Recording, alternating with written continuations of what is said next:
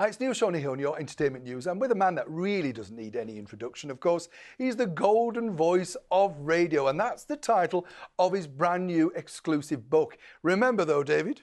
Yes, remember, Neil, if you miss it, you miss out. Don't miss David today on your entertainment news. Radio 1, 275 and 285. Solid Gold. Radio 1. Across the nation, 275 and 285. Radio 1. David, lovely to finally meet you at last. Now, one of your big sort of breaks was working for ATV. Now, ATV is a huge, huge company at this time. You're a very young lad. What was it like in ATV at that time? Because it was Lew Grade, moguls, all that sort of stuff.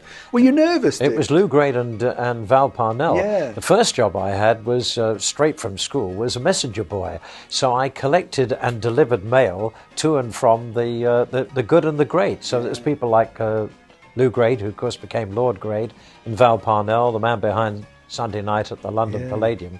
And yes, I mean, it was quite. I was quite. Were they nice people though? Was Lew nice? They didn't have a lot to say to me. I was just a little messenger boy. The person I did get talking to was a man called Harold Jameson, who was the head of the script department.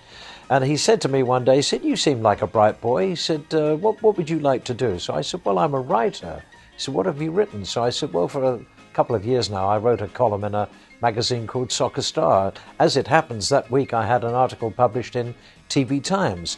And one of his department was leaving, Tessa Diamond, who was the woman who created Emergency Ward 10, which I think is probably the first television soap. That was massive. Massive. Just huge. She was leaving and he needed a new writer, and I took her place.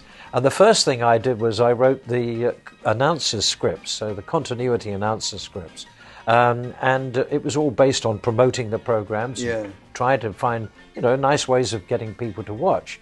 And that was the first job. And then Jameson said to me one day, he was doing a Sunday night series called Portrait of a Star.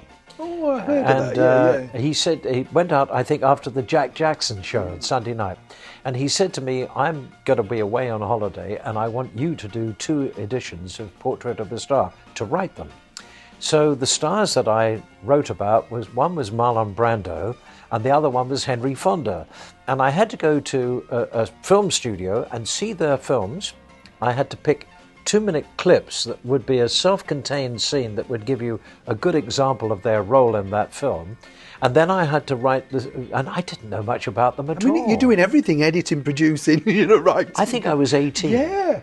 And so my family were living in Fulham in a flat in Fulham that had hot and cold running mice. And I remember the bath was in the kitchen, so to have a bath you had to take the tabletop off. And so it was, fairly humble.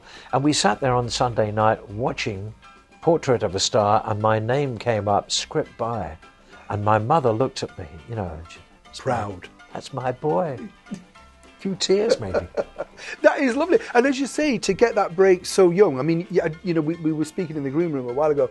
I don't know if you get those sort of breaks now, if you're in that sort of environment, because you've shown some aptitude, and you then this guy sees this and thinks, "Oh, great." Well, it was a very lucky break, and I was really enjoying my job as a scriptwriter.